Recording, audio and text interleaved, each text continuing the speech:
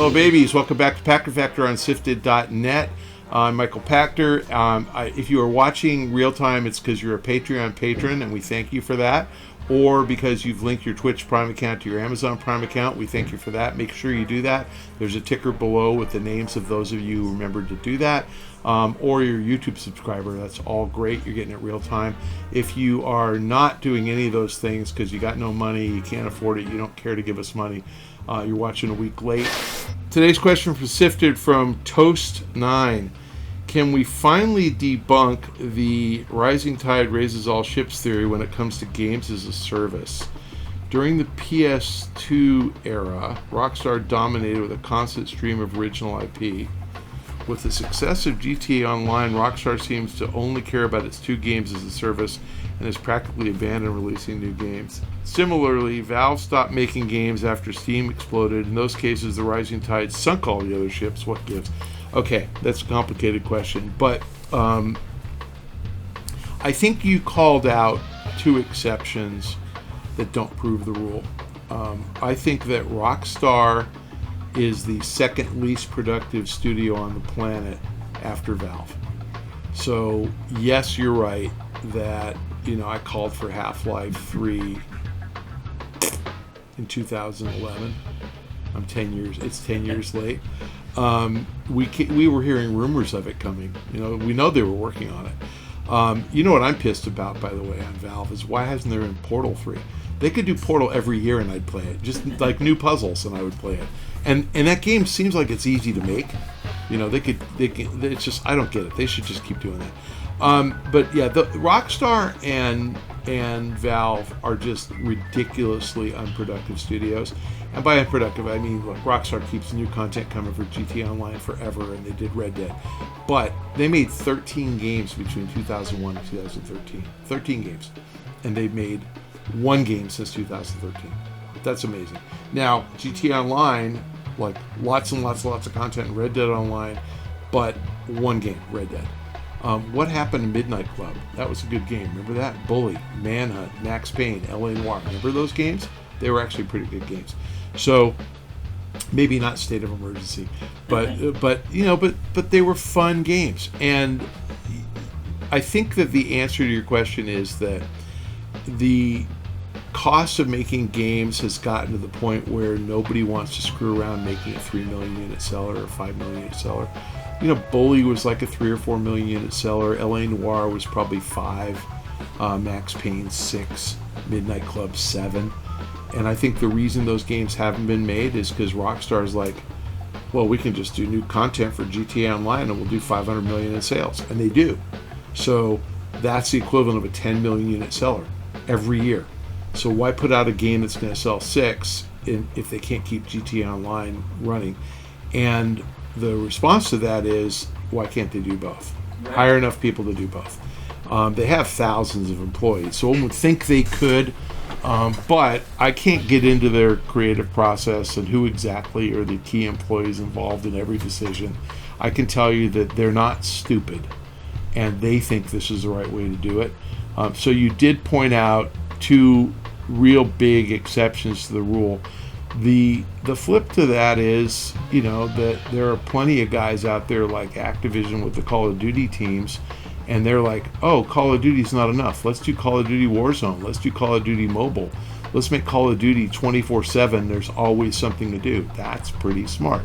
Let's take Diablo and do Diablo Resurrected, Diablo 4, Diablo Immortal. Always something to do. Pretty smart. So you're getting a lot of content. You are getting fewer games, for sure, than you used to get.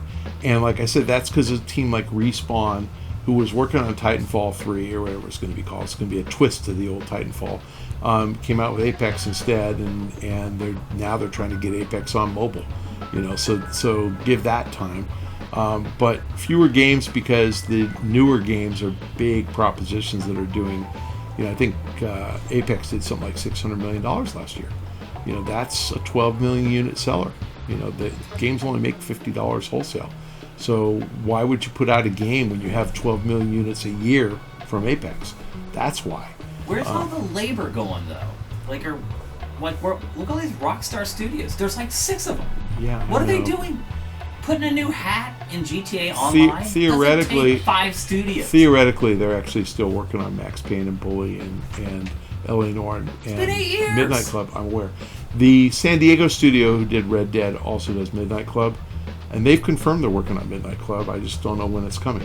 Take-Two tried to buy Codemasters. Remember that? Why? I think because they thought it would make Midnight Club better. Like better car models, better racing mechanics, sound, whatever. And they didn't get it. But that was a big acquisition for a small studio.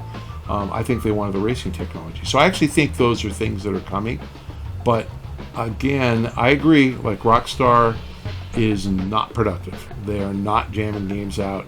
They aren't stupid. They haven't forgotten that they have all these brands. And games like Midnight Club and Max Payne are fun. Like, I actually think they would do really well. Bully was fun, So, good question. But no, you can't debunk a theory based on 2 unproductive studios. Today's question from Patreon from NeoJD. Will this finally be the year that Call of Duty sales slow down? What will be the top selling games of the fall minus Call of Duty, Vanguard, and FIFA? Wow. We're not going to measure game sales the way we used to. So first of all, nothing sells on Xbox. And, I talked to Ubisoft about this because they talked about the big sales of Assassin's Creed Valhalla. And I said, did you guys sell a lot on Xbox Series X? And they went, yeah, it sold really well.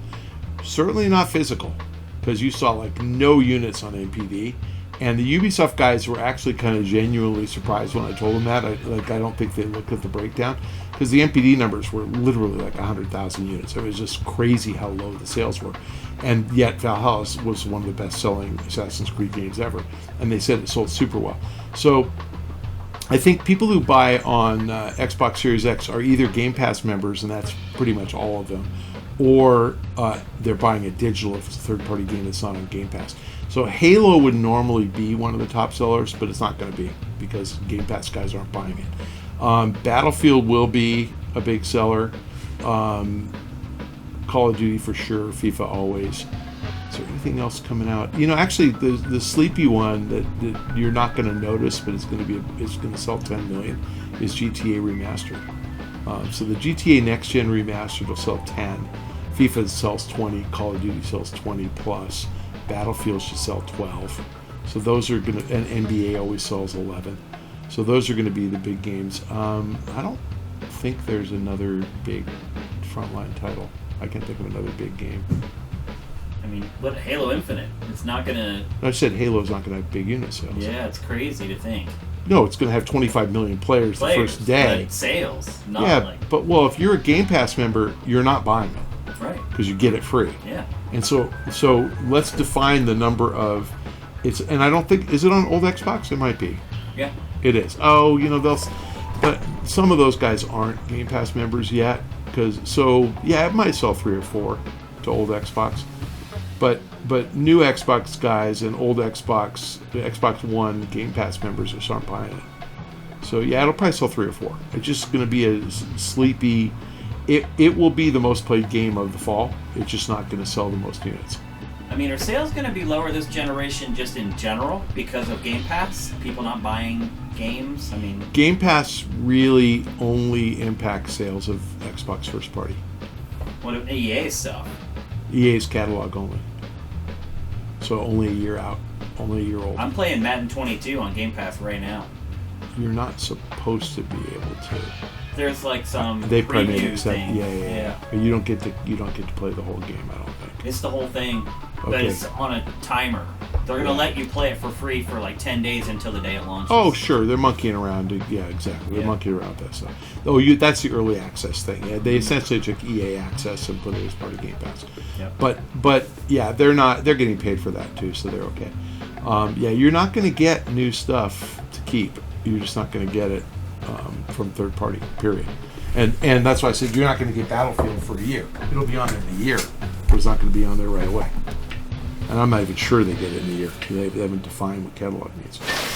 Thanks for joining us on Pachter Factor. Remember, if you link your Amazon Prime account to your Twitch Prime account, we get paid, and there's a ticker below showing all of those of you who are thoughtful enough just to remember to do that. It costs you nothing. You're already paying for it as part of Prime. So since it costs nothing, if you're a Prime member, and you should know if you are one because you're getting 3 packages a day from Amazon if you're a Prime member, then please remember to link it. If you're a Patreon patron, thank you for your patronage. You can subscribe on YouTube. Thank you if you do that as well. We need as many of you as we can just to keep Shane eating